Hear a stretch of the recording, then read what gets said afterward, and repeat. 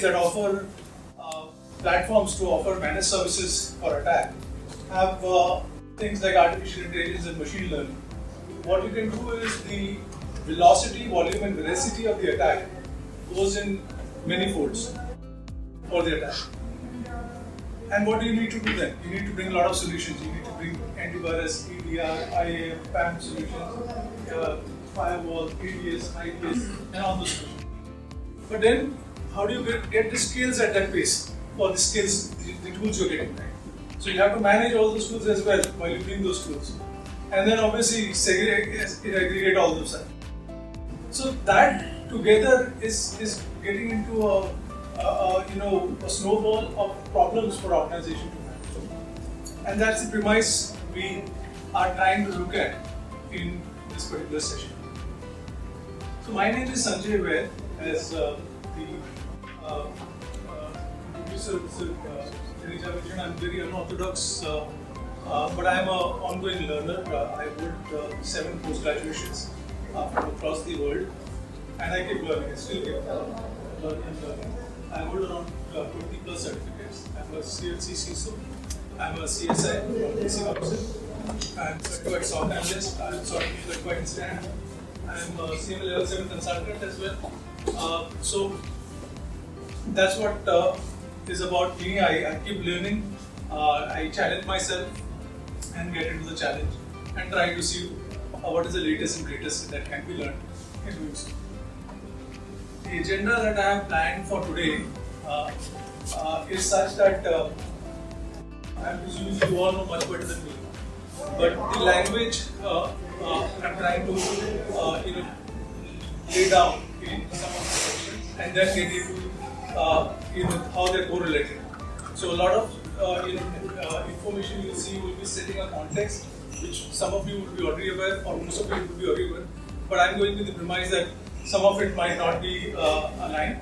So to reach to a conclusion of the hypothesis, we'll go gradually into the details. We talk about trends, and every trend will have a reason why they're there. Then we look at the SOC itself, and then what all is happening in the SOC in the past and now. We will look at incident response. Again, we will go gradually into the Lockheed Martin kill chain. From there, we will look at the IOCs, indicator of compromise, and then look at incident handling from that perspective, and look at some quantitative methods on how do you calculate risk, how do you prioritize tickets. And then we look at the point of view. And this is again look at what I have learned from my journey, academic journey, as well as working for customers across the world and in India, and what has changed and what is changing in this particular paradigm, and why it's changing. So that is what we conclude from or at, which is the point of view. Then some of this is my own point of view based on my research. So obviously, one thing which I have been told by a lot of my colleagues, customers, there is a new law which says you have to inform within 6 hours of any incident. You have to 180 days of law. So we are flooded in my company with the amount of inquiries for a SOC, right? But one thing which has come to surface is the SOC is not the answer. You need to have logs coming in from various areas. You have to have logs from the endpoints, you have to log from the data center, the cloud, the identity, infrastructure and all that, and then the SOC can analyze. If there are no tools to get those logs, then obviously it won't be as efficient. So we have to have a multi-layer security approach. So let's look at trends. This was, I made this in Finland. I closed in the room and just sat down for a few days just thinking about this trend. It's very effective. So essentially, in the SOC operations, what we see is earlier we were getting the logs, and we were just looking at the logs as they were coming, and then give correlation. We will correlate 2 events and get into an incident or event. However, with times there are different dynamics which are coming. In just 10 years back, 95% of the attacks were from insides. So we got firewalls, IDS, IPs. For past 3 years, if you look at the analyst data, 60% of the attacks are from insides. Why? because all these insiders have mobile phone, BYO devices. All these have a digital footprint in digital life. They have a LinkedIn account, a Facebook account. They take the laptops outside the organization as well. They are more susceptible, and a lot of data is now available. And that's what the adversary is looking for when he's doing intelligence and looking where he has to target. The first step in terms of the Dr. Martin kills him. So the SOC now has to move from the traditional, things of the indicator of compromise to this new paradigm on what it has to look for. The other thing is the devices itself. With BYOD, bring your own devices. You have people with their tablets, people with their mobile phones working in the organization. So you need that kind of solution as well, a NAC kind of solution to ensure that whatever access they have to their devices in the network, and once they go back, those so you need some form of encryption to be managed and monitored as well over there. Then you have applications. Again, the traditional application way was shift left, shift right. So you were doing all testing after the application got there. Right? You were doing the vulnerability management, the scans, the penetration testing after that. However, we have shift left now. So CICD, continuous integration, continuous development. So we at every stage, right, from production to development to release, we are doing development. We are now containers as well. So those containers also will be scanned. So there are tools like statistical application security testing, because we are using GitHub, Jira, and all those tools where people are doing the same code development across locations. And there are various vulnerabilities that have to scan at the code level, the environment level, the fuzzing, where you challenge as a real time adversary involved, and then monitor all of this, create a threat modeling in terms of how the application is going to get developed, how the bots that are going to come in are scanned, and all that has to be looked at the environment, possibly as against infra operations. The application operations might require some additional things to be monitored. So that's another shift. And then obviously cloud, you have lost control as soon as you go in cloud. The data is residing with the cloud service provider. It is in infrastructure service, in platform as a service, or a software service, or a hybrid cloud service. If you're government of India, you will be bothered about this sovereignty of the data, whether the data is going outside of India, what they're doing with the integrity of data itself. And then you have very little control on what kind of security structure the cloud service provider have. You monitor those as well. So there, with that, we come into new paradigm. One, of course, is the biggest threat to especially governments, which is social engineering. We have a lot of case studies where we have found that fake profiles have been made, people have been honey trapped into situations where data has been compromised, identity has been compromised. At the same time, if you look at spear phishing, the whole methodology used in spear phishing is to find out the person of interest, so the VIP user, the administrative users, and find out who they know. For all you know, somebody standing outside might be just monitoring you guys, and then obviously going in, looking for your Facebook profile, LinkedIn profile, and then people you know and compromise their accounts and send you a mail from them, or change an alphabet in their email address, and you'll accept that email, and there it is. And if you look at Cornelian pipeline attack, or you look at Beta virus or WannaCry, all of them started with some social engineering. So we need to look at deep dark web intelligence, social engineering intelligence, right? And that has to be fed in the SOC as well, beyond the traditional means which we're looking at. Then identity becomes a new thing. If we are looking at a borderless office where everybody is outside, then identity is a new boundary. I can have an access for what I know, who I am, what I know, and what I have with my password, biometrics, as well as some form of key. But then, how do we know that it is not stolen, right? So we need to ensure that we have adaptive authentication, which is put in. And we also need to ensure that the principal least privilege is provided. If an admin account is compromised, it's much more because the kingdom, the key is with them. So identity becomes a new thing. And then application becomes another thing to monitor. Because now we're looking at DevSecOps, continuous integration, continuous development, and something which has to be also monitored. So we are now looking at not just monitoring the firewalls, the IDS, the IPS, the PCs and servers, but much beyond. And then of course the 900-pound gorilla in the room is IoT and OT, right? Getting the logs from the DCS, the RTUs and the PLCs, and having a visibility to start with, and then having mechanism to secure them. And then the governance risk and compliance, sooner or later, like some of the other countries in US, We will have an equivalent of IPA, which is for health. We'll be having an equivalent of NERC, which is for energy companies, and some of you will be from those companies. And we have to comply, and then we will have a parliament clearing at some point the data privacy bill, which also has to be monitored. So what has happened since the Ukraine war? A lot of things have changed. We look at threat intelligence and we see the kind of attacks, especially at government. The country which was the highest attack in 2021 was India. The largest number of attacks on the planet took place in India. And why did it happen? We typically have three kinds of attackers. We have the recreational attackers, who are typically college kids with some knowledge of IT, trying to attack, or a disgruntled employee from security background or IT background. But then you have syndicates, as I mentioned, who provide platform to launch attacks, right? Who have artificial intelligence, machine learning, and the rest of the tools which are available to launch the attack. But what changed after Ukraine attack was countries or the states starting attacking each other. It was happening at a smaller scale before that, but this state-sponsored attack, which is unlimited budget with high sophisticated tools, was launched, and we had these at the borders of India with power companies of India, as well as with some of our transport companies as well.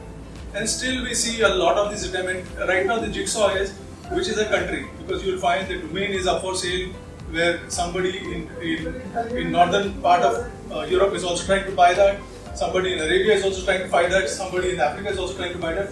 It's very difficult. A recent report on one of the public sector company which was having a ransomware attack, and it said that a company called Revel in Russia attacked. But interestingly, the relay of that attack was from Nigeria. So you don't know whether it was Nigerians or whether it was Russians who attacked this company in eastern part of India. But it's a very messy world. But the fact is, it is one of the states which is sponsored. There is espionage involved, and that's what we're dealing with in our surface.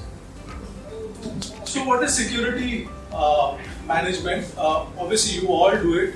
We protect our infrastructure, our the network side of it, the application side of it, the users in a network, the data in a network, and then we do prevention by ensuring that we do vulnerability scan, penetration testing, have some form of hygiene to ensure that we are having visibility on our weaknesses, and whatever controls we have, we try to ensure that those are more capable.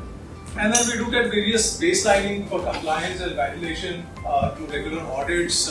Policies are made in terms of security, in terms of data retention, in data classification, in terms of encryption. Some of them, some companies have these, some companies don't have it, and are in the process of having these as well. And then we have the security operation where we do the monitoring and incident response part of it. That is what security management is. Obviously, I'm just re-emphasizing this, which you all know. And let's look at security operation, which again all of us know. We are looking at making sure that all our processes of IT are aligned. That is, they are aligned as per the compliance requirement, they are aligned as per the policies, and then we bring in the things like situational awareness. We look at threat intelligence, which again we look at how many kinds of threat intelligence we have. We look at the users' identities within the organization, and then look at correlation of all this to see if there is any threat. An adversary will not be stupid enough to just leave his footprint. They in fact have a process to remove their footprint in operation. And for that we do the monitoring. And for that, we do the incident response services, and we do all of this for something called Security Operations Center, which is our SOC. So this is a gist of a almost 100-page document from National Institute of Standard, special publication 83/13. It essentially says that how does the risk place? There is something which is a threat source, which we identify. And then we look at the likelihood of that happening, and we look at the quantitative maths behind how we look at the formula. So if we have identified this will happen, then if the threat events happen, which was likely to happen, then it will be exploiting a vulnerability in the controls. All of you will have some form of antivirus, firewalls, IDS, identity access management solution. Your vulnerability scan would have exposed some of those vulnerabilities, or some of them could have not been known. But that could have been exploited knowingly, unknowingly by the adversaries, causing you an adversarial impact, and then as a result, either reputation is lost, or there is a financial loss, or some form or the other. This is what we do in a risk assessment. And we'll further look at it, how we'll ensure that year on year we make it as a part of our security operation. So these formulas we all know, right? And some of them changed because we were looking at from an asset perspective all along, where total risk is equal to threat into vulnerability into the asset value. However, what is valuable to you might not be necessarily valuable to somebody, because the motivation of the attacker is to cause a reputation harm, or some form of ideology or something. It's not the asset the guy is after. They might be after some form of credentials or other things. So then we move into the residual risk. Total risk is the into control of control gaps. And then we look at the now formulas which we're looking at the likelihood of the attack, because something which might be there which is isolated and we put all the security controls is not likely to happen, is not something which we invest in. So we look at likelihood of the attack, into the consequences and the severity, and then the level of the risk in terms of the consequences and the risk. What we get into is ALE, annual loss expectancy. So we multiply the ARO into SLE. I'm sure all of you are doing this. The annual loss expectancy into the SLE, and then we expect the risk if the risk is lesser costed than the ALE, depending on what your goal of the organization is. So let's say, for example, the ARO is 2,000 and SLA is 10. So we're looking at $20,000 worth of risk. And if you see the asset or whatever you're trying to save is $10,000, you have a gap of 10,000. So you take a call whether you want to accept that risk or look at a long-term prospect. That brings us to another factor on the return of security investment, where we do another maths where we do ALE into the mitigation ratio minus the cost of the solution divided by the cost of solution. And obviously this whole thing you will be doing for your organizations, but I just thought to recap this in terms of how we look at it. So that brings us to how do we assess, this is again NIST framework in terms of how do we look at the risk and how we look at all those things, what is the likelihood, what is the impact, and then come to the next formula of how do we ensure that the severity and the tickets, priority 1, priority 2, priority 3, priority 4 are made. So we first look at the process of assessment. Once we have done that, we look at conducting the assessment. Within the assessment, we look at the identity theft or the source of the event. Then we look at the vulnerabilities. Then we look at the determination of the likelihood of that happening. And then we look at the magnitude of the impact. And then we look at the determinant risk. Once we have that, we ensure that we communicate it. And then we do it year on year to see if there is using NIST, which score is 0 to 5, and within the protect, detect, respond, prevent, and recover framework, and then you have subcategory. You do it year on year, see whether how your risk score is doing, whether it is improving, and then you map it with your SOC and the security operations. So, what are the controls which we are looking at? We are looking at the endpoints. As I mentioned, you need to have multi-dimensional, multi-layer security. So at the core is the devices, the PCs, the servers, the tablets, the handheld devices. If you are a manufacturing company, which have to be protected with antivirus, ADS, HIPS, etc. solutions, and then you bring the servers, the virtual machines, the cloud service network, and then the layer above, which is the DMZ, the firewall, the IDS, the app, the NAC of the world. And then we ensure that the compliance is also taken into consideration, and all of this is monitored. On the one hand, you monitor for compliance, on the other hand, you monitor for security. And then you do correlation of these various events. So with that, we get into what is SOC. So whatever we talked before this, taking into consideration what is acceptable risk, what you will what is the risk, you put in the risk register. All this system is your SOC, Security Operating Center. What it does is it gets data which is defined in two forms. One is the contextual data where you have the vulnerability scan, which is a weakness, your user information, assets and threats, as well as the event data, which are the logs from your antivirus or your database devices, etc. Or feed it in the SIM. They are normalized, and then we do the correlation as well as normalization, and then we come out with an output where we do analysis with our dashboards and then prepare report for real-time monitoring, which is taken to the next step, which is where we collect these things and normalize it, because they will come in various forms, and as we go more into details, we'll have also logs coming in from our CCTV cameras, from our PLC devices, from our field devices, and then do indexing, do database correlation, and then come up with various reports, various dashboards which are used by the SOC team to do the monitoring and do the incident handling. Once we have done this part, we go to the next step. So the next step is the ingestion has taken, the SIM has gotten the various logs, and then we have normalized this and categorized this. The SOC analyst 1 position comes in. Now this is very important to look at, because this is getting disrupted world over because of ransomware. And I'll come to this by the end of the deck, how this is getting disrupted. So the log analyst 1, which is today an important position, is trying to find out, is it a beta virus, is it a WannaCry, is it an incident response, is it an identity theft, and we'll get into those categories.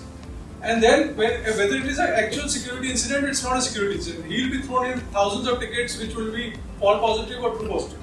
And he has to identify out of them, if there are 1,000 tickets, 10 might be actual security incident. He has to filter out that and then send it to the analyst to do the remediation. And that's where we look at the next generation SOC, which eliminate the false positive and bring the relevant tickets so that the actual work is done rather than garbage in and garbage out kind of work. And that, of course, there are metrics to look at them. And then we look at the SOC analyst 3, who, based on this and predefined category as what will be priority 1, what will be priority 2, what will be priority 3, goes in remediating. Now the other kind of thing is that you want to be better version of yourself than the last incident happened. So you have to report it. You have to report it back to the validation person, so that next time when he does the whole incident analysis, he's taking into account the lesson learned. So making sure that whatever lessons are learned from the tickets being handled is recorded. Also, the most important person is you people are also informed about it, so that you can make policy decisions based on what has been learned. The TTP's techniques and procedures which are used by your adversaries are also known to you, so that you are smarter than them. Then it brings to something which is an ideal world. We should all try to have named people, if possible, for business processes and the purposes for which we are building these security SOCs, the governance of it. In some cases it might be analytics. A lot of our government of India companies are aspiring to use data analytics, but then they are looking at third parties' data also coming in, within which lies a lot of threat, right, and which has to be analyzed as well. So the purpose of the business is paramount, which has to be looked at. The people, of course, the CISOs, the L1, the L2s, the L3s, the SMEs. Now the new thing which is there is threat hunting. You want to make sure that if a WannaCry or a beta virus or some form of malware, ransomware is in your system, you hunt it down before it infiltrates and you lose control of your system. So threat hunting, the SOC manager becomes an important person. The process becomes very important. The process is a very, very academically challenging thing, because we look at a process which we look at in our slides, which all best PC Council, IC Square, all the best institutional security tell you. But the real thing is the level below and level below and level below. You go deeper. What happens in a scenario if you have a ransomware attack? Would you wait to make a call within which one PC attack goes to 10 PC? Or should you just eradicate it? Just there, shut it down on your own. Or what happens if the person calling you is actually a bot who wants you to shut down a system because it suits them, compromising you or the national security? So it's a balance, and we have to look at various publications. For example, NIST framework 800-53 gives a very detailed step in terms of how do you do authorization and authentication. And there are various documents. If you are an oil and gas company, what you will do. If you are a pharma company, what you will do, and what are the risks to the operations which are. And then you have technology. Most companies look at SIEM. Some of you might be using SOAR as well. Some of you might be using some form of user-generated behavior analytics in some favor of this thing, or you will be aware and you want to have a roadmap to open a data lake, right, for something like that. And then you have a ticketing system and threat intelligence. What if I told you that companies now, the new generation SOC, has SIEM tools which are inbuilt with everything? So we are still looking at the IBMs of the world, we are still looking at the Splunks of the world, but there are solutions which are in Gartner's leader list, which are all of the above. So this is again a disruptive space, and there are services. We do security monitoring. We look at the analytics part of it. We do the incident response part of it, and we do the forensics part of it. So this is a typical SOC capability function. And there are business processes within the SOC. There are technology processes, there are operation processes, and analytical processes.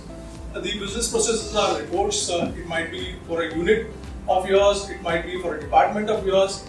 Technology processes might be the same, the SOAR, the UEBA, the whole IT infrastructure, how ticketing works, etc.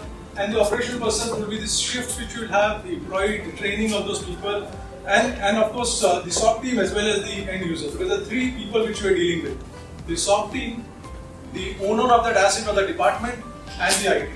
And all of them need awareness. And then we are looking at the analytical process where we are looking at making sure that we are finding deep down what is somebody, for example, is in your organization, logs in from Romania suddenly. And then you get all the analysis, all the memory dump, and you're not able to find out anything wrong. But you have the analytical capability to look at deep down and faster, right, rather than manually, to get a preview of what can be the vulnerability which has not been identified or has not been recorded. So that's what the function of typical SOC is. The types of SOC, we all know, the in-house SOC, which most of the government of India is looking at. You have the SIEM located at your place, you have the incident monitoring team in your place, and the response team as well. Then there are outsourced SOC, which a lot of private companies are already using. We have a discussion as well. Typically, there was concern for data sovereignty. So you have the MSSP, which has economy of scales. They have invested in various tools. They have invested in threat intelligence, where they get it from across the world. And then people, they have the economy of scales in terms of skills. So there is a skilled resource sitting in Delhi as well as in Bangalore, so that can be leveraged, and Hyderabad and Mumbai, etc. So that is another advantage. And then third is the hybrid SOC, where your combination of the SIEM tool is residing at your place and the monitoring team is sitting in the MSSP office somewhere in India, so that you can get the skills as well as some of the intelligence and other factors. So that's what a typical SOC or three types of SOCs are. And then obviously the SIEM is also changing. Right? You have the in-house SIEM which we are using, and obviously it has some advantage. You have control on it. Obviously it is more expensive, but then you don't get to learn, because you only learn about inside view of your organization. You don't know about what others are doing in India or overseas or the government in other countries. But that's another challenge. The cloud-based SIEM, of course, is now catching up. It has its own advantages. It is scalable. Obviously, the concern we have is that where is the data residing? Because most of the cloud companies are not Indian companies per se, but nothing wrong with it. But a lot of them are claiming that the data is residing in India. And then we have managed SIEM providers. All the Indian SIs, Big Four like Deloitte as well, or provide managed services. The advantage is you get to know from their experiences what they are doing for either UK government or the US government or the Canadian government or some other government. What are the kind of services from SIEM to managed detection response, the MDR services or the other services which are there, and what are the lessons that are getting learned in terms of intelligence, etc. Disadvantage is that obviously they are a different organization, and we need to see that the control which we have might be something which has to be settled in the contract. with them. Now, everything we know or we build is not perfect. Nothing is perfect. It's only a journey, right? So we need to have an assessment regularly, and we need to pick up framework, right? Whether it's National Institute of Standards framework, which is if you are oil and gas company, CISO framework, or if you are a non-oil and gas company or non-power company, it's RMF framework, protect, detect, respond, mitigate, recover. You follow the framework, it gives you scoring every year. Or SANS 40 framework, it again gives you scoring for people, process and technology, or COVID, or security maturity model from SSC, System Security Engineering, which is now part of ISACA. But you have to pick a framework and do a maturity, because there is no perfect world. If we don't assess it, you will not know where the gaps are, and somebody will exploit it, who will find it out. So let's look at the next chapter of incident response. Before that, any questions, or we'll look at the end.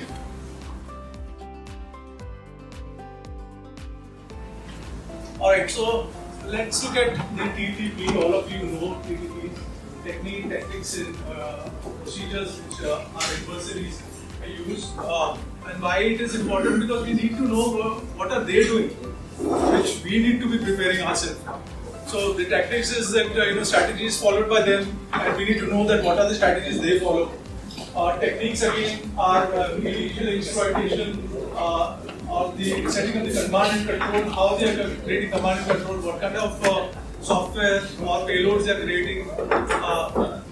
We get it from typically the threat intelligence, industry intelligence, regional intelligence, and through which we use for the manual intelligence, and the procedures which they are using in terms of collecting the information and launching the attack. And once we know that, we can put it into an IT policy or a security policy, ensuring that those things are provided to the organization. I'll give you an example. As per the ITR policy of India, we are supposed, some of the government organizations are supposed to put their information on the internet. And after the war happened between Russia and Ukraine, we were doing some threat intelligence for companies. We started saying that this same information was up for grab by various countries, who were in some form or the other rivals, either in business, because those companies were trying to supply oil and gas to the same countries where they were also trying to, or for whatever reason, ideological reasons or whatever. But this tactics is very important to know, because something which is not important for us is not necessarily not important for them, right? And that's what we need to know and make sure that we take action for that. So, as I mentioned, not everybody will have motivation which will be just money. So an attack will be a combination of motivations, the method, and the vulnerability. Vulnerability is a weakness which they see, you have not seen, or you have seen but you have not done anything about it. Goals can be intellectual goals, it can be rivalry, might be business goal, financial loss, creating disruption in the country, whatever. Demand ransom, which has been now common, and obviously compromise the reputation of the company and the country as such as well, or manipulate the data simply. Or what we are finding more and more across the world has been that, which I will talk about in terms of the best techniques or the best ways in running a SOC, is that the perpetuity of the incident, even after an incident has been done away with. It was basically to deflect the SOC team. Their main purpose was espionage, to spy on the organization and launch an attack at the right time. Or it was cyber warfare eventually. So, indicator of compromise we all use. These are the clues and artifacts which tells us what kind of attacks we have to look for and what kind of playbooks we have to create. As I mentioned, if I was asking you 10 years back, your indicator of compromise would have been a malware or some form of packets flowing in. So you would look at your firewall traffic, you would look at your IPS traffic, you would look at antivirus traffic. But today, your indicator of compromise is identity theft, right? Which will not be a malware, which will be a user whose legitimate behavior you have to find an anomaly in. Right? He might have an access granted to him within the organization. He might be very well doing this, but then you have to find an anomaly in that, and that's where you bring in things like UEBA RPA and data lake to fingerprint the user, right?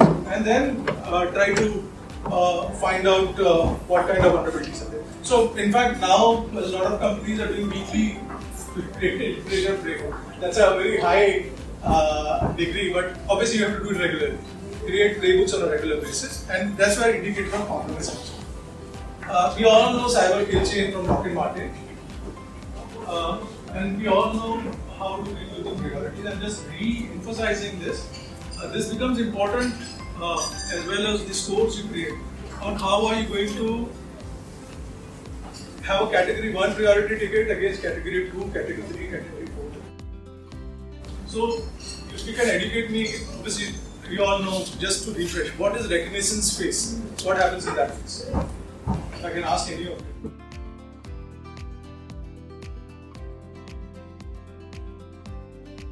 What is the purpose of the attacker in this phase? The recce of the target. Recce.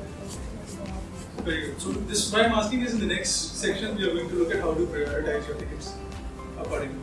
What happens in weaponization? Devising. And then what happens in delivery phase?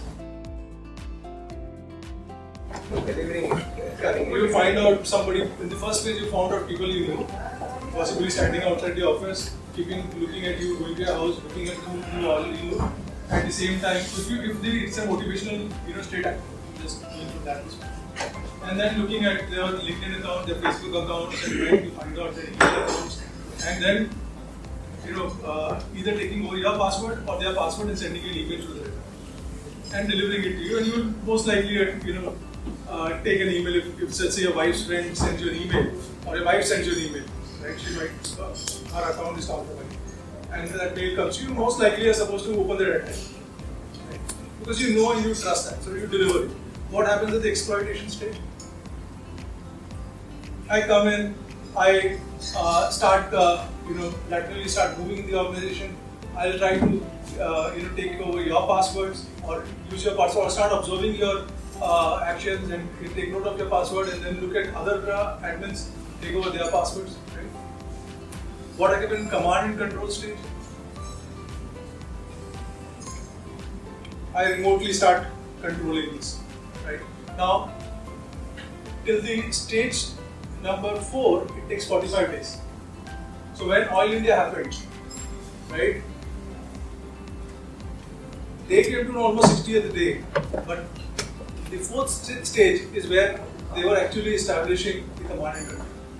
They were trying to figure out this thing. So before an attack happens, almost 2 to 3 months before they're already in the network, and they're running the espionage, going into the network, etc., etc.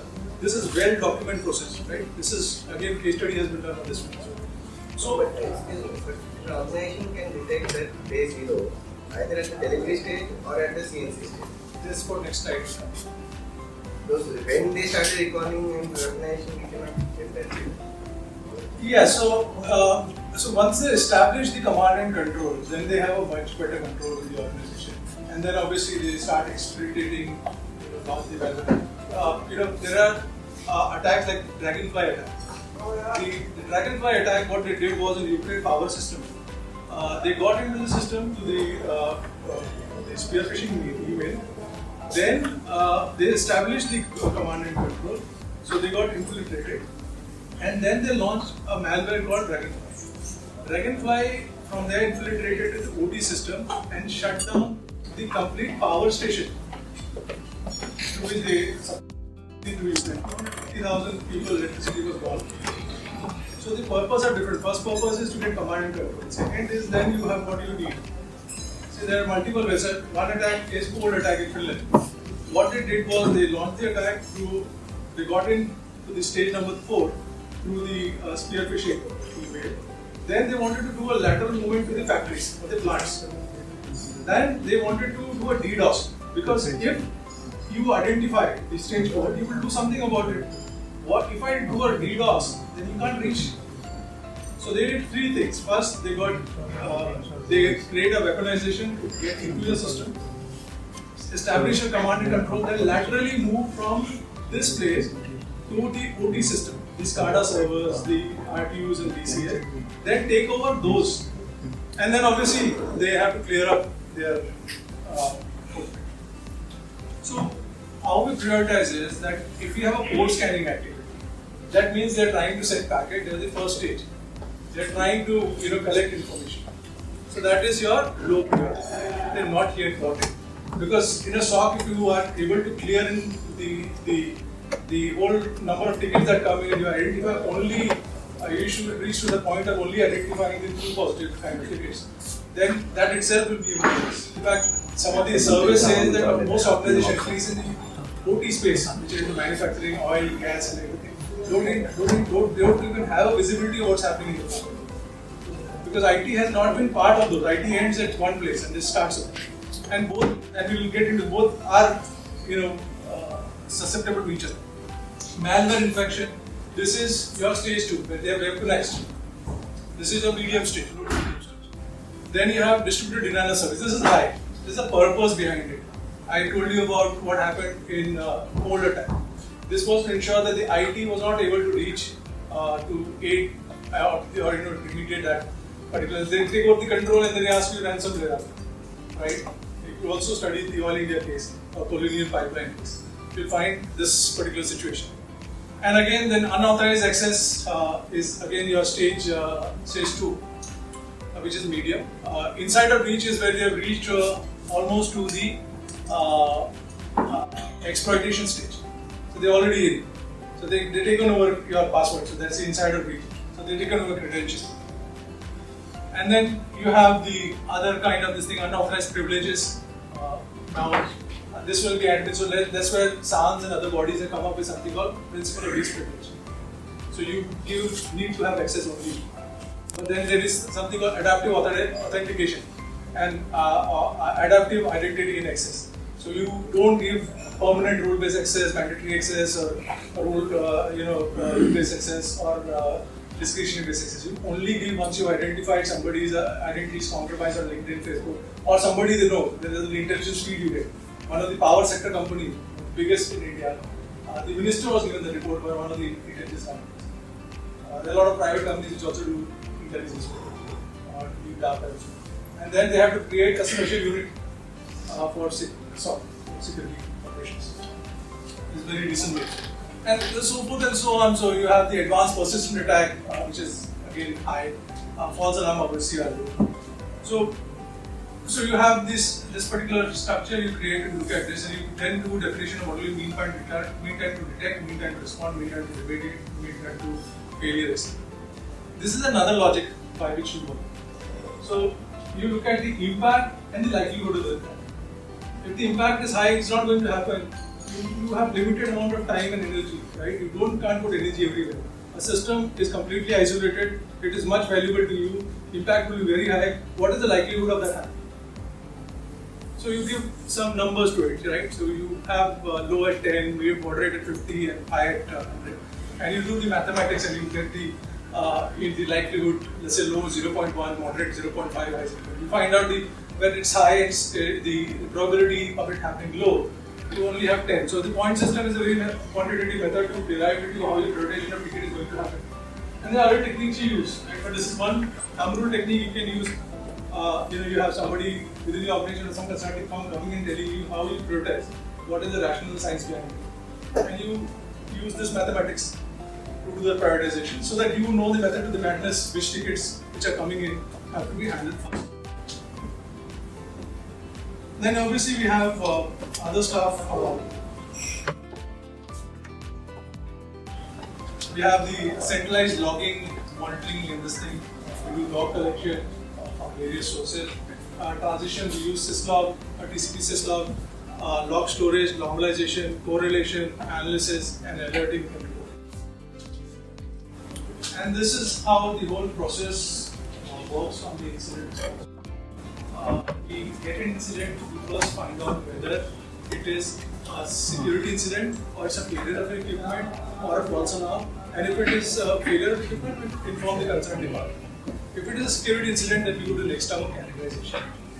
Now, we are first we need to know whether it's a priority 1, priority 2, priority 3, priority 4. And because it has to be serious, if you have a ransomware attack, you can't do the whole process. Then you have to skip all the whole process. And you have to have an SOP, but also a process which has to be a granular level below this, or in exception situation. And then once we have classified this and categorized this, we take it to the next level. We have to inform the department, whoever assets we have found this happy. The thumb rule is that if you have ransomware, you shut it down. So your security policy or IT policy should clearly say, if you find ransomware, or if the IT or the security team has informed you, the first action is shut down the system. Isolate the system. Actually, it is isolating from the system, right? You keep the system on so that you take the image of the app. Otherwise, So you isolate it, give it to the incident handler, and let them do it. Because by the time you will be in the next PC, then you will start threat hunting.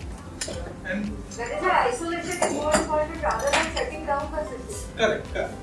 Absolutely. So that is it. But you can have SOPs, and I will also get into the Uber model of this, where no human intervention is required as we go forward. So we ensure that we do this classification, inform this person, whoever asset it is, and then get into the remediation. Once we have done the remediation, etc., and we do the forensic, we go to post-incident response. Now, in today's case, we have to inform the certain. So we have to designate a person in the incident response team to inform certain that this particular case is happened. In some case, we have to inform them prior the kind of incident we will go to certain. The second thing is, if it is an incident of national criticality, then we have to inform the particular departments of government that there might be a threat to the national security. And if we have to release this to media, then we have to ensure that that is also done. So this is typical process which is followed in incident handling, and this we all know, and this is what we try to protect ourselves in garbage in, garbage out scenario. We protect ourselves from false positives. Alert is raised where there is no attack.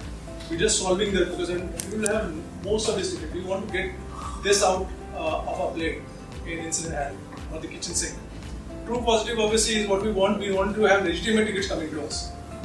Most of the stuff our SOC team is getting tickets which are not security tickets and finding out which are actual security tickets against the non-one, and also an error of omitting the false negative true negative where you have possibly no negative negate an incident, and false positive no alert is raised. And this is what we want to avoid. Where no alert is raised but there is an incident that is happening. That's where we want to go out of the box. So in the box is you get a ticket from your ITSM.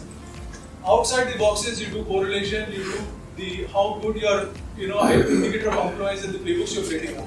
Because that's what the specialty and how good the metrics of the SOC team is will be determining whether they're able to look beyond what tickets are coming and identify them.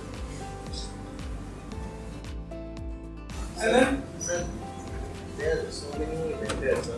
Suppose say, how to evaluate who is in the workforce, who is in the yeah, I'll come to that slide on the metrics. But see, typically there are solutions where you do how the evaluation is happening, so you have solutions like SOAR, which are supposed to automate this process and bifurcate this without human intervention. Your ServiceNow itself has that problem, but they are not in Gartner list. And of course, you have to go by what is prescribed. Every vendor will say that we give very less false positives. Yeah, so that is what in 90% of the attack. In research, there is something called bias.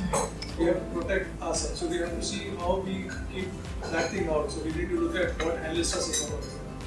What are the ratings? Because person can claim anything or do a POC. Right? We have to have a proof of concept and data, supporting. You have Gartner list, and for various years, this particular years.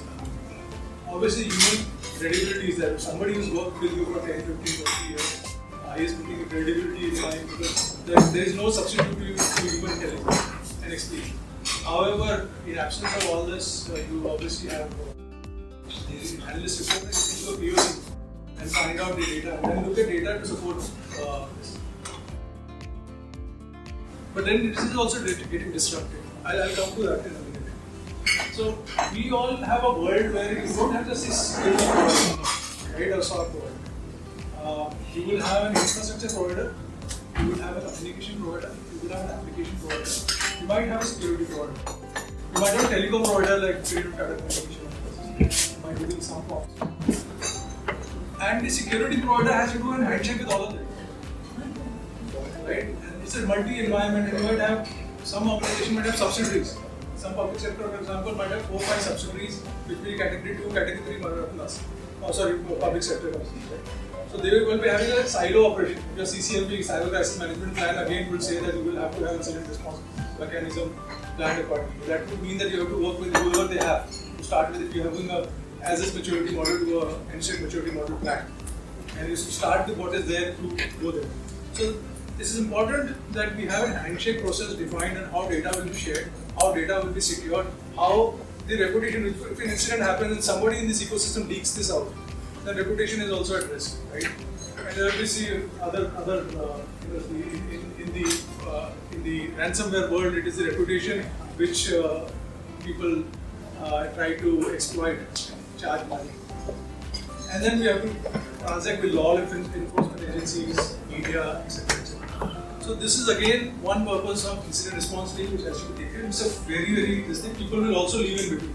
From the whoever is your own employee incident response or people who are providing incident response. Their identity and access management, their identity removal.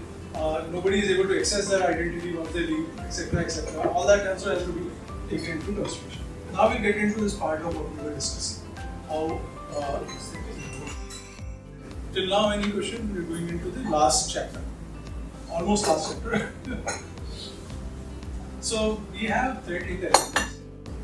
Now the strategical threat intelligence, we have tactical strategical intelligence and operational intelligence. Tactical intelligence you get from government, you get to recorded future, or various vendors will be there. If you're in application security, you get OWSP top 10, which is strategical nature. Tactical information will be either industry based or vertical based or geographical based. Operation will be more people intensive, people collected, social media, other sources. Beyond that, you have the geographical intelligence, you have the industry intelligence, you have deep dark web intelligence, you have research intelligence which is done in academia, which is also published, put it into the intelligence side. You have the social media intelligence, which is also used in. And obviously you do penetration testing and BAPT and also find out what are the penetration, what are the findings are which can be exploited and used in your intelligence as well. So we use it to make hypothesis, basis this, what are the possibilities of attack, prepare our respond and recover plan, basis this, ensure that based on our previously calculated categorization, we do an analysis what are the possible attacks which are going to happen on those particular assets or those particular communities, and then start detecting it. We create use cases, playbooks accordingly, and look at the various factors. And this actually helps us in the next part, which is threat hunting. Now that we got threat intelligence, now that we got information of what kind of malwares are coming, obviously it's a signature based, you'll update your signature. But if it is a malware which is signature less, it is encrypted, then you will look at tools like HDR, which can be utilized. You can use new intelligence as well. And then formulate various playbooks to look at the patterns, analyze, formulate hypotheses, and do an analysis for those particular malware within the network. This thing, it's a very small thing, but a lot of companies have removed their SIM tool and started using this tool across the world. Now, what does it then? You remember that L1 analyst I told you about, who was supposed to be finding out what kind of malware it is? His code gets redundant after this. Because the machine learning based EDR solution tell you exactly what kind of virus it is. Right? Now, if you know that the L1 analyst code goes off, the time that is going to get spent into finding out what kind of malware it is and what you should be doing about it is now eradicated. Now imagine if this is put in another process where you remove next 3 or 4 steps of human intervention and straight away have a incident response. So this becomes a very, very important tool, not just in detecting, and obviously we have now NDR, network detection and response for the next generation firewall companies as well. And then there are some Israeli companies which have come with an ad hoc solution. If you have a legacy solution, firewalls and IDS, on top of it this will run. And enrich your SOC to have this particular kind of service from the network as well. So this is a game changer of SOCs. And the devil lies in details. You have the various companies which are in Gartner list. As soon as the rubber meets the road, you start talking to them, you suddenly realize that the different license for the EDR or the advanced malware detection, there is a separate license which is for threat hunting and so forth and so on. And these are based on the companies. So another factor that comes in is that a lot of companies will have, if they're having manufacturing units, plants, there will be legacy system which will not be supported. So a lot of homework has to go in this as well on whether Unix is supported, whether the pre-2010 systems of Windows are supported, what are the capabilities are there, what are the combinations that can work. So all that intelligence is also important when we are looking at this solution area. No doubt it is the need of the hour. In many cases, companies have removed the antivirus, and to some extent or many extent, a lot of companies, the government companies also have removed their SIM solutions and are using this in combination with the next solution which has come to. And these are not Indian government companies, by the way, but this is a trend. And what has happened is the new age SOC or the SIM companies, they are bringing it as a combination. Some of them are at the Gartner leader list also. So now this changes that previous one completely. Now what this does is all the human driven work, it removes it. Or repeatable tasks, it removes it. Everything is automated. So this does process automation. So now you got something from the EDR and you define a process. So okay, next step, you shut it down, you isolate it automatically. Third step, you start hunting for this particular malware across the network. Fourth step, start sending emails to all the people who are concerned, whether that is the department of the owner, CISO, and the management, because it's a high potential risk as well. And this becomes very important. The US president 2 months back came up with this thing that any US company will have to report any security incident, because it is also perceived to be an act of war. So far, with people used to come with guns. Now this might, or has been taken in future, there might be involvement of military as well by Gartner, not very far in the future, in the security teams. Then you have the incident response playbook. Now this enriches your playbook, right? It is also having its own intelligence. So it helps you to make new playbooks straight away. And that's what I said, this plus the previous solution makes these things redundant. And there is other solution which I come to, which makes it more interesting as we go. The other thing is, now you want to do analytics.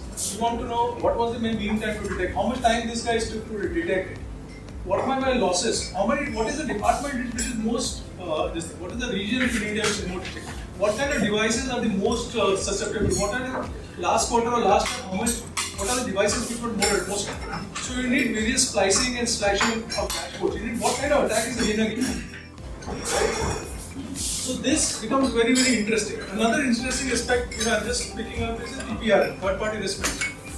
How many attacks had some link to a third party? You can also learn from it and see where the weaknesses are coming from. So this gives you the process automation, takes away complete human repeatable tasks, brings in this new response playbook, and then also gives you customizable dashboards which you can use to analyze what is situations. Another element which is of key importance, very key importance, 60% of the attacks are happening from inside. Now these attacks, you can't detect it from your traditional antivirus or from your traditional firewalls or your IPS or IDS or other solutions. They were not meant for this. They were meant to look at traffic, they were meant to look at malware and on signatures. This is a completely new paradigm. How do you know somebody's identity is stolen and that adversary is logging in from his PC into his PC and the system, and if his admin flows the network, doing things, watching things, and waiting for the right moment. do those analysis and baselining, and then you look at compliances. As soon as we have those kind of compliances, we have our own compliances, but we have, let's say, industry-based compliances for health, as well as for environmental safety based on whatever commitments are to the world, and at the same time for energy, oil, gas, etc., which we are going towards. Then we have to look into those compliances also, and then we have to have an analytics of what's happening. Right? This might be. I talked about a nice case, not a nice case, but in a humanly nice case that a guy is not bad guy, but it can be discredited employee also, or compromised employee also, or worse, a spy. So you also want to do an analysis of that and find out that is it because of non-repudiation, and that's what I'll come to. When you bring new technology, if somebody saying this what does this mean, and it's still in the organization. So that non-repudiation with evidence is what you need to ensure that that the core of the problem is solved. So this is it. Then you have cloud. Now cloud brings new challenges. You have shadow IT and shadow data. Most companies across the world have a challenge. What's going in the cloud they don't know. Because I can have a Microsoft account where I have a SharePoint folder. I might have Teams folder. I might have an email account, as well as a company account, right? And I can upload or download any data from anywhere, right? The traditional DLP, traditional solutions are not going to detect. Now, how do I ensure that I have first the compliance of visibility and governance, that what is going in the cloud, what is coming in the cloud, what I can whitelist to plan. Second is I have a control on it. And then obviously I look at security. So we look at from various perspectives. Now say, if you look at automation in terms of software as a service, platform as a service, we use various ERP solutions. And we also not really look at multiple actors. One is the internal employee. External is that company which is providing us a service. How secure they are. Their reputations are, they're Microsoft big company, AWS big company, Google big company. That doesn't make them God. And that doesn't mean you will have put more money in your security than they would have put. Or they will say buy it from me. But I will not configure it, you configure it. So you want to have a DDoS service, you want to have a lag service, you want to have I'll give you the base minimum skeleton service of the PIM, but I won't give you session recording and other things. That will bring your own provision. But there are two angles. One is you want to see their infrastructure is secure or not, right? Which we have a lot of cases that have been breached. And you also want to see what are the security controls they're doing, whether they're secure or not. Because there will be the data processor, which is them, you are the data owner, and there will be somebody who is a service provider. So that angle also has to be looked at. And then the third thing, if you're doing any application development, you will have, and you're looking at the latest technologies like DevSecOps, you're looking at containers. So you have CI/CD pipeline where you have your, the binary and the source code going up on containers or on the cloud. And the whole CI/CD process also running on the whole Jenkins and Jira and other platforms. So you need control. So you bring cloud assurance security broker. The cloud assurance security broker ensure that it works with your SIEM, works with your SOC, and looks at the shadow IT and shadow data, where whatever deviation from compliance is happening in terms of data access, data upload or whitelisting or blacklisting, it is done. And then you have controls which are put in, and that also becomes an event which is looked for. Similarly, now so far you are not looking at the controls in the cloud. So cloud security posture management, when you're looking at this cloud security posture and looking at what are the controls which are missing there or what are the vulnerabilities you have over there. And cloud security posture management, cloud security, cloud workload protection management, you look at whatever workload you have in cloud, whether it's a container, whether it's your applications, whether it's a binary or any development that is happening, and ensure that those are also monitored and playbooks are created for them as well. Further, as per the NIST, there are numerous amount of controls which have to be monitored by SOC, right? As per the various categorization rules. So we also need to make sure that all this is monitored. Typical function of SOC is to look at all the compliance requirements as well as security requirements, and from various sources, not just the traditional sources of your PCs, laptops, etc. However, you have to remember compliance is not equal to security. So those two have different requirements and those have to be addressed separately with their own parameters of needs. That brings us to another point, that how do we look at maturity in terms of detection, context and automation. So we have to make sure that we move from the the log-based SOC to correlation to a fully automated SOC where we have analytics put in it. Our purpose is to have high efficiency, less mean time to respond, less mean time to remediate. And this whole factor of non-repetition comes in where as you go in with your printers, your CCTV cameras, in some of your cases, your oil and gas, with your PLCs, SCADA systems, etc. You will have logs coming in very high velocity, volume, or veracity from CCTV cameras as well, from the various devices, the printers, and all the OT devices, the IoT devices, apart from the traditional sources that are coming in. Those have to be normalized, those have to be stored so that you can get the insider threat information of that. And obviously, you have to categorize what is confidential, what is highly confidential, what is secret, what is internal, what is external, and you have time steps. Some of this data will be based on time step. What will be critical for 6 months might not be critical, confidential 6 months might not be confidential. That mechanism for IT as well as for OT has to be made. Once this categorization is done, and then based on that event is done, then you look at what incident and event. Now comes in the new factor which is under study and a lot of new companies are looking at, which is bringing blockchain. So blockchain is to avoid a situation where somebody says, okay, this is my identity theft. So it can capture a scenario where somebody comes in and is captured by a CCTV camera, and it's one event which has happened. He is in the premise. Second event is logs in his identity card and gets into the office. Second record, second log, right? Third log is he boots his PC, so that's another log. Third log is he starts and open a confidential file. This is the fourth log. Fifth log, he takes a picture of it. Right? Now that can be captured on CCTV camera or through other means. Now all of this together formulates a non-reputation. Now you know there is an event that has happened and who has done it. You don't have a scenario that this guy is a victim of identity theft. He is the culprit. So the second scenario where you don't have identity theft, you have a disgruntled employee or somebody whose intentions are not right within you. So that can be also captured with SIM. And of course this one which I talked about initially, which is the CISO. You have the pre-production stage, then you do the net modeling, make policies, look at the common use cases, and then bring this concept of train the trainer. Because again here you have two scenarios. Scenario one is that you have an actual identity with that. Scenario two, you have a disgruntled employee or a problem creator person within your network who this person has to counter. And also a situation where all developers might not be a security expert. And then you bring in SaaS, which is statistical application security testing, DAS, dynamic application security testing, code review, parsing, etc. Look at the poison attack within the browser, look at session hijacking, manual attack, etc. And then if you have Dockers or some form of other containers, then you have to do container scanning also, because the container might also be susceptible. And then you do the whole environment vulnerability and penetration testing scan, and then you do the monitoring part of it as well. Now this is where we have some point of view. So essentially, most organizations have two landscapes. One is an IT landscape and another OT landscape. So typically, what happens, let's say, in an IT organization can infiltrate. In most of the cases, we will study throughout the organization.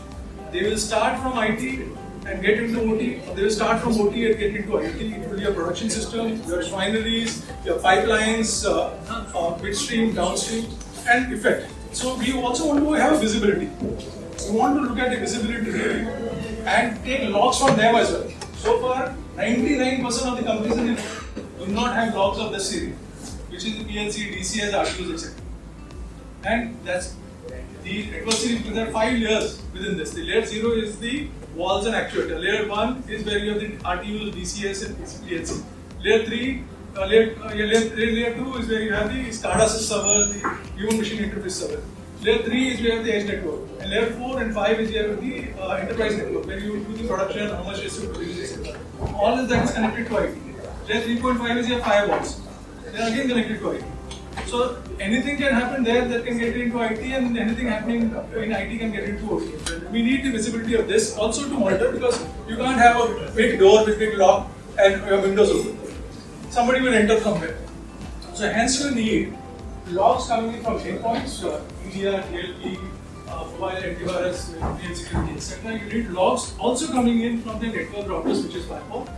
Then your application, I've seen a lot of companies not having log from application environment, and they have log from these, and they are susceptible. And then you have the data centers, the cloud, you need logs from there as well. And most importantly, as I mentioned, you need logs from the PLCs and the SCADA as well. You need the logs from IoTs. Any device today which is not connected to the internet, like printer, CCTV cameras, as soon as you get connected to this IoT device, that also needs a log, and that is also a medium to get inside. And then you need to bring data there. It becomes the logs do not have to directly go into SIP. It has to reside for 6 months to a fingerprint of the user that will do that anomaly of the user. And then bring intelligence into it, so that you then correlate the user behavior with the intelligence you're getting to get into an incident which can be detected. And at the same time, you bring the behavior anomaly and other machine learning capabilities in, and you have a better SOC with less fault. So you essentially need the whole SOC mechanism having ingestion coming in from various systems, IT, OT, IoT. However, there has to be a process and mechanism. The same tool should not be the direct consumption engine for the logs. The logs have to go to the data lake, infused with threat intelligence, with SOAR, and then feed it into the same tool for an output and correlation, then managed by the monitoring team. Again, this is how typically, I will not go very much into this. This is important, we need to have metrics. I find a lot of companies when I have discussion, they say we have an SLA. The SLA has to be broken down in mean time to detect, how much time the company takes to detect, mean time to acknowledge that an event has happened, an incident has happened. Because you will have so many tickets, you just delete it and there's nothing. So you need to make sure that all these incidents for obviously are audited also. You have mean time to respond to remediate, you have mean time to recover, mean time between failures, mean time to. What has been found in research by SANS, which is one of the biggest bodies in this, is that the metrics which you have to look for doesn't end with a ticket getting ended. It starts from there. How many incidents after a ticket is solved keeps happening again? That means that the adversary's purpose was not that incident. It was to, do something else while we were, involved in the ticket. How severe the ticket was is another cause in terms of monetary loss, the losses to the organization, etc. And then what was the times which I mentioned in the previous slide in terms of detection, in terms of response, because you might do it in terms of remediation, but if the detection time is large, when it was in 1 hour in one PC and in 4th hour it was in a network, it could have been saved, right? So the mean time to detect becomes more important. And then obviously how much time you take to respond and what are these processes you have. And last, I'd like to end with this CIA, confidentiality, integrity and safety, availability, which is important for various companies. Obviously, if you're an organization which is in oil, gas, safety, power, you have safety important because loss of life and natural catastrophe is important. Now, everybody has a different priority. If you're a bank, you need confidentiality. If you're government of India, you need integrity. And if you are a telecom company, you need availability. So we need to make sure that we don't have same approach like everybody. It has to be contextualized to the business or services you are in. So with that, I will request for any questions. There it is predicted that the losses to companies would be over 170 billion. And any questions? What are the good signs? So there are the old school ones and there are the new school ones. So the old school one is also in the list, and the new school one as well have two categories. One is the cloud based, the other one is with the UBA, with SOAR, and all these things which are told about the new things they are built into one package. Right? I will not take the name because I come from a company which is consulting, but we can talk offline. They are all in that terms. Like you radar or something compared to the old system. You are right. So that, if I was looking at two sports, one sport needed you to only have stamina, right? Other sport needed you to have stamina plus strength. The third sport needed stamina, strength, and intelligence. Now you know this guy is very good in this code. So if you are going to evaluate it on this code, this guy is good. If you are going to evaluate on this code, this guy is good. If you are going to go to evaluate this code, there is a completely different league.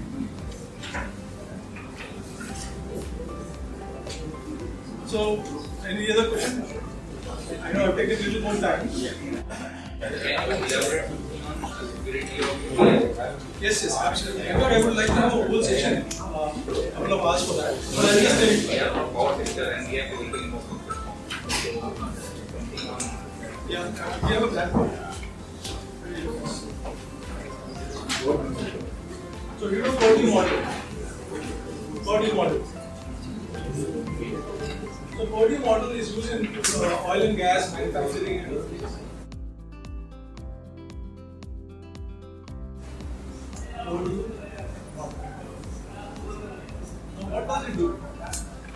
Any manufacturing company must have something called level 0. Level 0 is the pumps and valves, actuators, which are the base level devices which are used, right? Then you have level 2.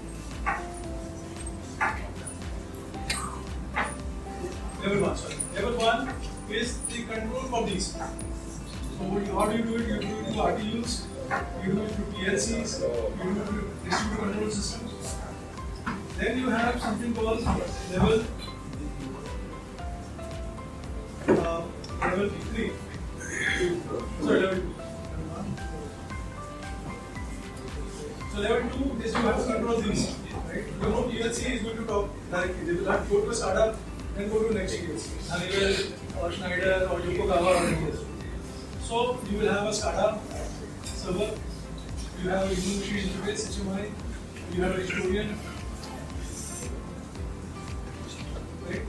You have this level, then you have level 3.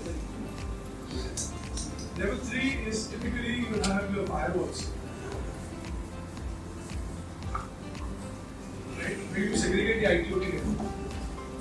Then you have the level 4, which is the enterprise.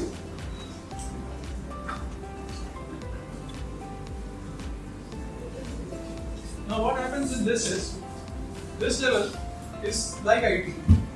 So we are all used to firewall, right? So we know this material. So but we need to have two layers created. One is the OT and one is IT OT. Segregation of and the applications which are going through that. And you will have various DCS as well. Somewhere between this there will be a switch. And this will be site 1. And there will be similarly site 2, 3, 4, 5, 6. Different partition, India, Southern India, Northern India, Western India. Within those will be all of those. So what you first do is you divide the element into small pieces. So this network is like IT. So here you will have firewall, here you will have the AV, EDR, HIPS, etc. The key is here because these switches won't work here. So then you bring an intelligence solution, right, which takes the log either from the switch itself or from these or from the PCS or from PCS. And then this whole thing is doing and getting to a dashboard. Now, what are the things you are going to look for? You are going to look for, first of all, we looked at CIA, right? Just now, confidentiality, integrity, everything. There's another thing called safety. Because in oil and gas, in energy, first thing is safety. The other thing is availability. Then the integrity, then confidentiality. So then you start looking at these things. So first thing is compliance. Is it compliance? Is the configuration changing? Are there any configuration that are getting changed?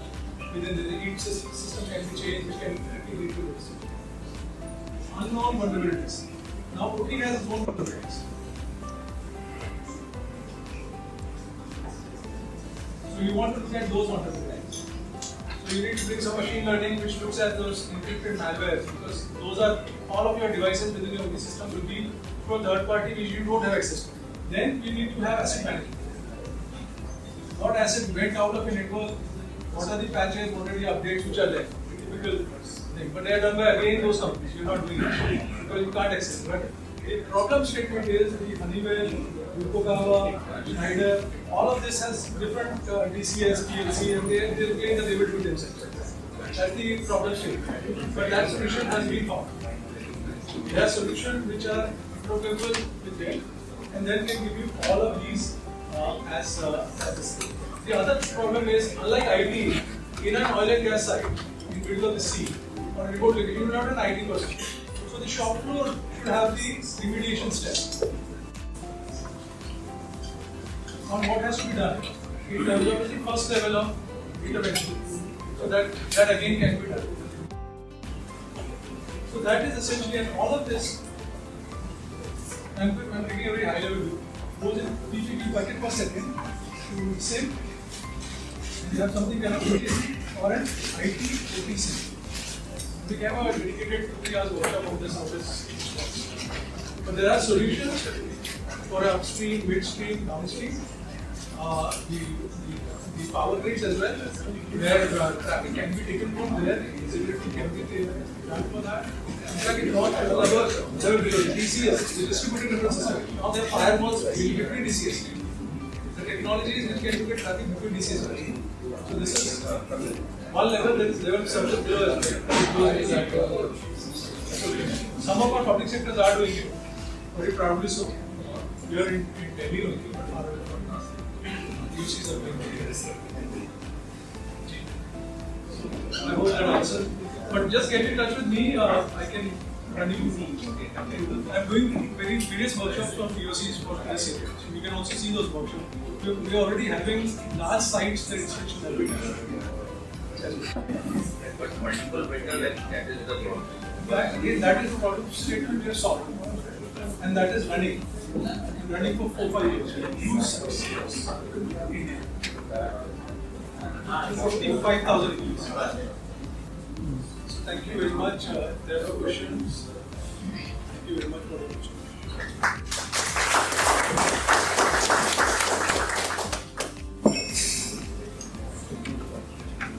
All the ladies participants and please come forward and represent your team.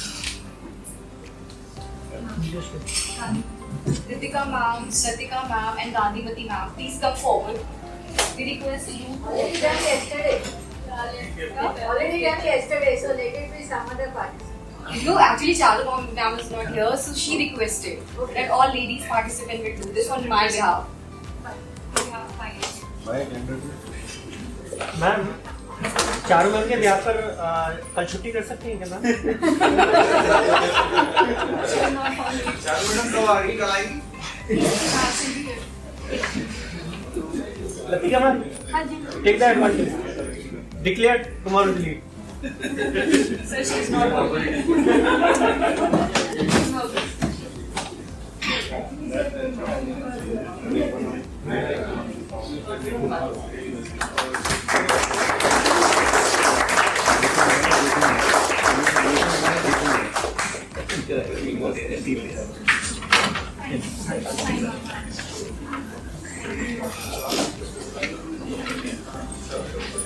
आज एक बार और